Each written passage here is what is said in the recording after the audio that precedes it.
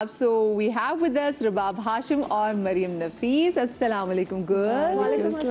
Very good morning. कैसी दोनों ठीक ठाक है? बिल्कुल ठीक है। अच्छा, अब तो माशाल्लाह से एक सोशल मीडिया का टाइम आ गया ना कि आपको पता होता है कि सब माशाल्लाह से घर में बच्ची हमारी खुश हैं, राजी चल रही हैं, ठीक है ना। तो वो सोशल मीडिया को बड़ा एज आता है, क्योंकि पहले बड़ी क्यूरियोसिटी होती थी ना कि भाई क्या हो रहा है, ये किधर गायब हो गई हैं, ये क्या करते हैं, लोग वेकेशन पे भी जाते हैं, लोग खाना भी खाते हैं, क्या करते हैं, सब चीज़ें अब सोशल मीडिया की वजह से पता चल जाती हैं।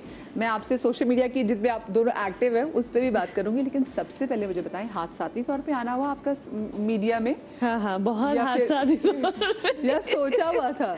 नहीं, नॉट कोई नहीं सोचा हुआ था। I do lot of different things, तो दिस हैपेंड। और ये कैसे हुआ?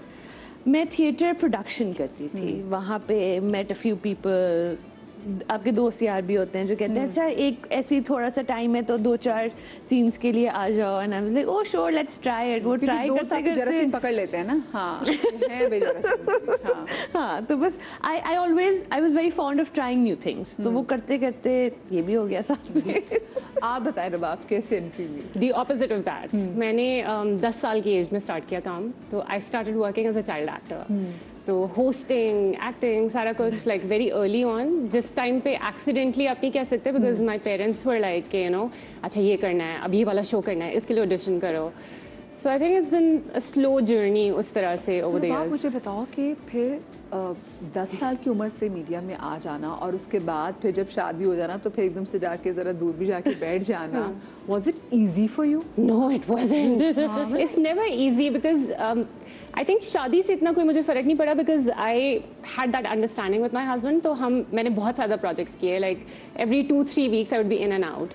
But I think after Maisha was the real hard transition for me because जो हम करते हैं ना, parenting is the opposite of that. यहाँ पे आपके माइलस्टोन्स अपने ये होते हैं, a project that you really want to do और a show you really want to do, there is always an audience, लोग अप्रिशिएट कर रहे होते हैं। पेरेंटिंग इज द ऑपोजिट, आपके सारे माइलस्टोन्स घर के अंदर होते हैं, there is no audience, it's a thankless job, there is no appreciation, there is no appreciation. ये बात, लाइक आपका बच्चा बहुत ओवर अचीवर है और is meeting their milestones, nobody is going to clap for you, it's just you who knows कि you know I am doing a good job. बिल्कुल बिल्कुल। So I think that was the hard transition for me having to take a back seat काम से and prioritizing that। मुझे पता है, अगर रबाब घर वाले ना लेकर आते इस फील्ड में तो फिर रबाब के अपने जहन में क्या था कि रबाब ने खुद क्या करना है? वैसे एक्चुअली घर वाले नहीं लेकर आए, मेरा बहुत इंटरेस्ट था शुरू में, but they facilitated it sort of like my अम्मी इंस्टेड ऑफ, बिकॉज पेरेंट्स अक्सर कहते हैं ना नहीं करना ये, so my parents didn't have that attitude. उनका ये था कि अच्छा ये करना है, चलो ठीक है, I will be with you and I will support you और करो। So I think वो that really helped me get that confidence। बड़ी सपोर्ट हो, अगर वाकई सिर्फ ये एक्टिंग में नहीं और भी बहुत सारे प्रोफेशन में जहाँ के माँ बाप ये देख लें कि अच्छा भी मेरा जो लड़का है ये डॉक्टर नहीं बनना चाहता, ये शेफ बनना चाहता है, उसको खाना पकाना अच्छा लगता है, उसके दिमाग में आइडियाज आते हैं। अगर माँ बाप वाकई बच्चों के ड्रीम को जो है वो देख के उनके साथ हेल्प करे, बड़ी अच्छी बात हो जाए। अच्छा, मुझे एक से आप दोनों एक बात बताएं, जो हमारे अपने बचपन में एक बड़ा स्टिग्मा अटैच होता था ना कि जितनी भी खवातीन जो टेलीविज़न पे काम करती हैं कि ये बड़ी बहुत बोल्ड होती हैं, मतलब हम जो चाहे वो टीवी पे जो कोई भी आ रहा हो, चाहे वो करंट अफेयर्स से हो, चाहे वो एंटरटेनमेंट से हो, आपको लगता है स्टिग्मा अब भी अटैच है समहाउ हमारी शोबिस की खवातीन से? Of course, I would generally say कि हम as a society, and I am going to say it, I don't know ये कितनी बात फैल जाएगी और क्या होगा, बट हम बहुत पेट्रियार्कल सोसाइटी हैं। People do not like women who are confident, who talk. हम लोगों को हजम नहीं होता। उनको ना थ्रेट फील होता है उनसे। Exactly. So जो आप you're in front of the camera, अभी भी हमें कितने लोग देख रहे होंगे, there are people who are not going to like it. They're like नहीं, ये सुबह सुबह जाके टीवी पे क्यों बैठ गई है, जाके खाने पकाए, अपने बच्चों को संभाले। We love to hate as a nation. We love to hate. Like हम अपने जो heroes, actors, like the stars, we also love hating them or commenting on them and putting them down. ये हम करते हैं, हम क्रिकेटर्स के साथ भी करते हैं, हम अपने सुपरस्टार्स के साथ भी करते हैं, we do that. So I think that's not nice. हाँ, ये तो बात है, लेकिन जैसे आपने बात की ना कि अगर एक बंदी कोई स्ट्रॉन्ग हो, जैसे अगर मैं जो बंदी बहुत ज़्यादा वेल अवेयर भी हो, जैसे अगर मेरा करंट अफेयर्स का बैकग्राउंड है और मैंने करंट अफेयर्स के बाद जब मैंने मॉर्निंग शोज़ करने शुरू किए एंटरटेनमेंट के, तो मुझे कहा गया कि आप बहुत सारी चीज़ें अनलर्न करो, क्योंकि एक वो लड़की जो क्योंकि वो जो लड़की बहुत पढ़ी लिखी साउंड कर रही होती ना, वो लोगों को पुट ऑफ कर देती है लड़की, तो वो और उसके बाद फिर आप उसको ऑनलाइन करो। तो मैंने कहा मैं डिग्रियों का क्या करूँगी, डिग्रियाँ जो मैंने इतनी इज्जत बनाई है इसका मैं क्या करूँ? नहीं, आप बड़े अच्छे तरीके से गूफ प्ले करें, क्योंकि आप देखिए वो लड़कियां जो बहुत ज़रा ख़वातीन गूफ प्ले करती हैं, अच्छा मुझे तो कुछ नहीं पता। And you know it's so unfortunate that they're like लड़के नहीं मिलते ऐसी लड़कियों को, they don't like dominating women, they don't like opinionated. I get to hear this so many times कि you know you're too opinionated and this is by women and this is by women जो बाहर रहती हैं, जो पढ़ी लिखी हैं. I'm entitled to my opinion. Why cannot I be opinionated? So people उनको नहीं हजम होता. So yes, इंडस्ट्री में लड़कियां लोगों को नहीं वो होती कि, और हम हर तरह के बैकग्राउंड से लड़कियां हैं, बहुत अच्छे बैकग्राउंड से भी लड़कियां हैं, बहुत पढ़ी लिखी, ये एक बहुत पढ़ी लिखी औरत बैठी है हमारे सामने. So you know people are like नहीं ये तो ये काम कर रही हैं, क्या काम कर रहे हैं हम. नमाजें हमारे सेटों पे सबसे ज़्यादा पढ़ी जाती हैं, खाने हम मिलके खाते हैं, हम इतने अच्छे तरीके से 12 घंटे हम साथ गुजारते हैं. देयर इज़ लाइक, और यू नो हमारे सेट्स पे हमारे स्टूडियोज़ में कोई इस किस्म की बात नहीं होती कि ओ मैं I am so fancy and आप जो काम कर रहे हैं वो मतलब यू नो थोड़ा नीचे टाइप का काम है. कोई ऐसा नहीं करता, सब एक साथ बैठ के खाना खाते हैं. ये सब क्या बिहाफ पे कह रही हैं कि सब ऐसे हैं या फिर कुछ वाकई ऐसे हैं? क्योंकि देखा है मैं तो ऐसे बहुत सारे लोगों से मिली हूँ. नहीं, आई थिंक थोड़ा इस तरह से नहीं होता, बिकॉज आप दिन के 12 घंटे you are spending on a set on average, like आप हफ्ते में 6 दिन at least minimum for 6-8 months. Yeah, for 6 to 8 months. So it's impossible to be that person all the time. आप नहीं कर सकते. कुछ लोग I'm sure करते होंगे, there are always exceptions, but for us like we live, breathe, eat together, सारा कुछ एक साथ हो रहा होता है. अच्छा मुझे बताएं, क्योंकि अभी तो गर्मियों की छुट्टियां आ गई और आजकल तो माएँ बड़ी खुश हैं, कुछ माएँ बड़ी परेशान है कि वो अपने टिड्डों को घर में बिठा के क्या करना है, क्योंकि टिड्डे तो हमारी जान जो है वो मुश्किल में डाल देंगे. आप लोग जब वो टिड्डे वाली स्टेज से आप लोग गुजर रहे थे तो आप लोग लुक फॉरवर्ड करते थे कि यार गर्मियों की छुट्टियां आएंगी तो ये करेंगे वो करेंगे, पर नहीं यार वो तो स्कूल बहुत चलते, खुशी खुशी स्कूल जाते थे. आई थिंक हम अभी बड़े इनिशियल स्टेजेस में गर्मियों की छुट्टियों का कोई कॉन्सेप्ट ही नहीं है, because our kids are at home.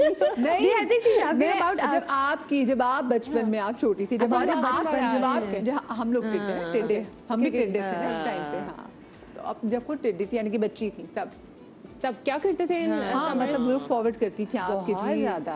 We used to travel so much because हमारे लाइक पेरेंट्स ट्रिप्स इतने बना रहे होते थे साथ में कि summer vacation was the highlight, कि बहुत मजा आता था. We would be travelling. खुशी खुशी वैसे जाती थी.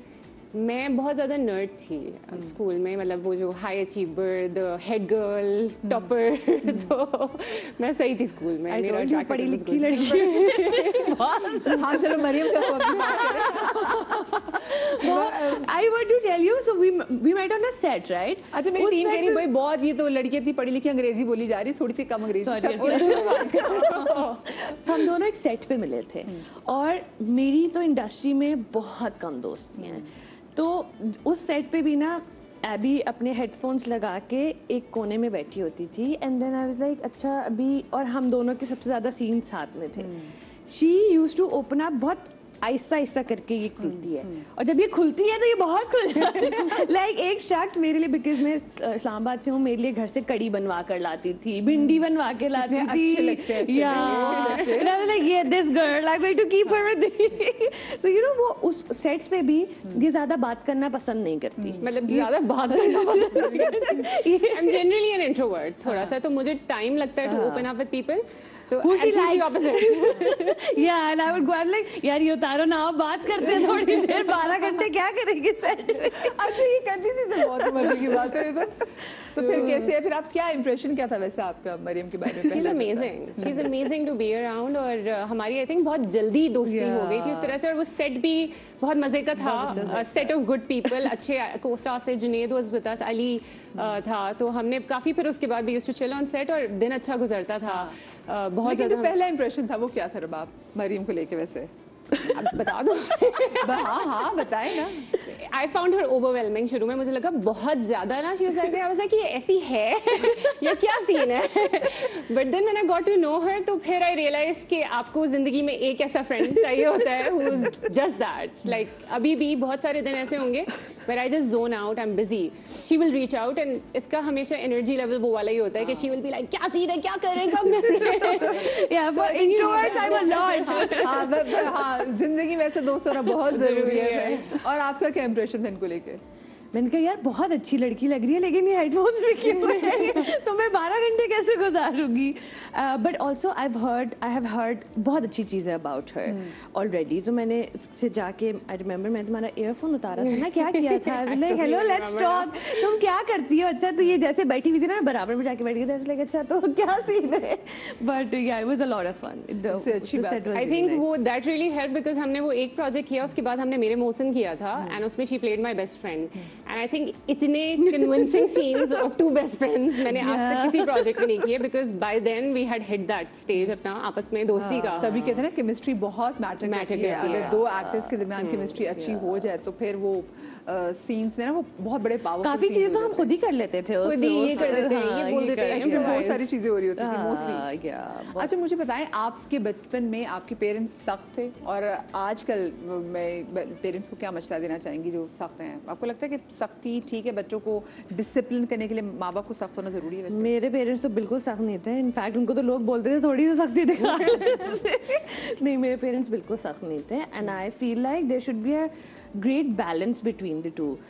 जैसे माय डैड वो ज़रा थोड़े से आई वुडंट से सख्त, लेकिन वो एक होता है ना, एक टेका होता है शायद थोड़ा सा, एक डेकोरम होता है, वो था उनका. But he was very friendly. So gentle parenting is of course there, but of course हमें सब कुछ दिया जाता था बट शेर की आंख, शेर की नज़र रख के, so that was also there. मुझे तो आजकल ये समझ में नहीं आ रही कि मैं शेर की आंख से देखूं कैसे बच्चे को. मैं अभी तक इसको फिगर आउट ही करी कि वो देखना कैसे होता है. समझ हमें भी नहीं आया. ये जो छोटे बच्चे होते हैं इनकी ईगो जो है ना भाई, आप उनको जरा सा गुस्से से देख लें और ये बच्चे आपसे बात नहीं करेंगे सारा दिन. नहीं, अब मुझे लगता है वो वाली पेरेंटिंग आप कर भी नहीं सकते बिकॉज इतनी इन्फॉर्मेशन इतनी वाइडली अवेलेबल है बच्चों को कि यू कैन नॉट बी सख्त. आप उनके साथ वो सख्ती नहीं कर सकते. You have to be friendly with them. और ये वाले बच्चे वैसे हैं भी नहीं. यू आर राइट के ये बहुत अभी भी इवन माई डॉटर में अगर उस पर जरा सा I am like Mahisha and she will be like tears rolling down और रोना शुरू और फिर मैं खुद ही मना रही होती हूँ. वो एक जो होठ बाहर आ जाता है रोते हुए. तो मायशा की माशाल्लाह कितनी बड़ी हो गई है? मायशा 2 साल की. मायशा 2 साल की है. इनका जी माशाल्लाह 2 महीने का है. मेरे फिर 3 साल का है. तो मैं वो ये जो बच्चे होते हैं ना, इन बच्चों के आजकल की ये पता नहीं हमारे बच्चे पैदा हुए, हमारे माँ बाप पैदा हो गए, इनका एहतराम भी करना पड़ता है, इनके जज्बात की भी कदर करनी पड़ती है. और माँ बाप में भी इतना फर्क है. माई मदर लाइक हमारे साथ बहुत चीज़ों में थोड़ी सी वो भी थी, स्ट्रिक्ट भी थी. और अब मैं मायशा के साथ देखती हूँ ना, I'm like she's like candy दे रही होंगी, वो कर रही होंगी, I'm like why are you giving her candy?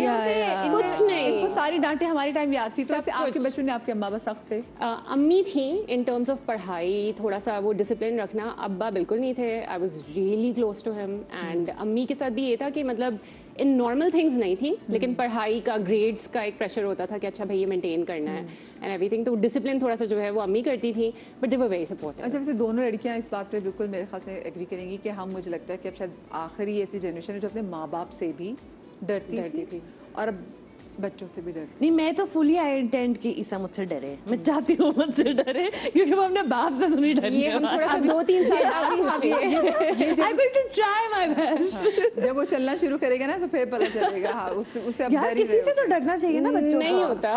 अब वो सोहेब अगर थोड़ा सा मायशा पे थोड़ा सा वॉल्यूम मायशा तो आएगी, दादा डांटा है, दादा डांटा है, and I am like okay. Like उससे पहले ना माएँ खुद ही माओं को बुरा लगने लग जाता कि क्यों डांटा, तो क्यों डांटा. अच्छा जी, मैं एक छोटी सी ब्रेक लेने जा रही हूँ. मेरे साथ 2 माएँ भी हैं, मेरे साथ 2 आपको पता है हमारी बहुत प्यारी आर्टिस्ट भी हैं. इनसे मजीद और बातें करेंगे, दिल की बातें भी करेंगे, कहीं मजा आएगा. लेकिन ब्रेक के बाद